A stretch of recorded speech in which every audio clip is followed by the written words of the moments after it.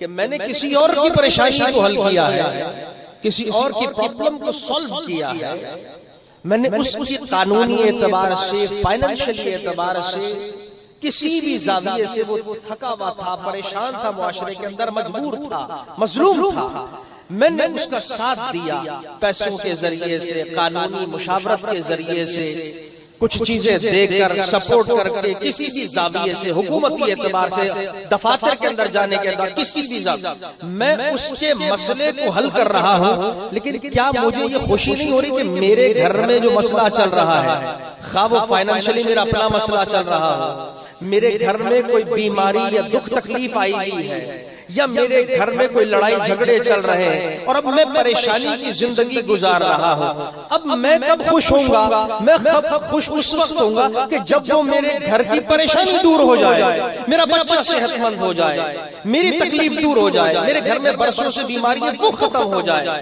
میرے گھر میں خود فائنینشیل کرائسس آئے ہیں، میں ان کرائسس سے نکل جاؤں، مجھے اس وقت خوشی ہوگی. خالق کائنات اپنے حبیب کے ذریعے سے وعدہ کر رہا ہے کہ ان سے کہو یہ اپنے مسلمان بھائی کی مدد کرتے رہے، میں سارے مسئلے خود حل کرتا رہا. واللہ فی عون العبد ما کان العبد فی عون اخیہ. یعنی جملہ دیکھیے، یہ بخاری مسلم کی حدیث آپ کو کوٹ کر رہا ہوں. واللہ فی عون العبد ما کان العبد فی عون اخیہ. یعنی جب تک تم ہیلپ کر رہے ہو، جب تک تم اسسٹ کر رہے ہو، سپورٹ کر رہے ہو، عون اخی، عون کا مطلب ہے اسسٹ، ٹو ہیلپ، کسی کو مدد کرنا، اسسٹ کرنا، اس کی پریشانی کو دور کرنا.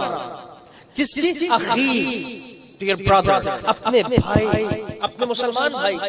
جب تک تم یہ کام کر رہے ہو، واللہ فی عون العبد، تمہیں پریشان ہونے کی ضرورت نہیں. تمہارے جتنے گھر کے مسئلے ہیں، آفس کے مسئلے ہیں، بچوں کے مسئلے ہیں، فائنینشیل پرابلم ہے، تمہارے جاب کے پرابلمز ہیں، کچھ بھی مسئلہ ہو جائے، تم اپنے بھائی کا مسئلہ حل کرتے رہو. خالق کہتا ہے میں تمہارا اسی وقت مسئلے حل کر دیا.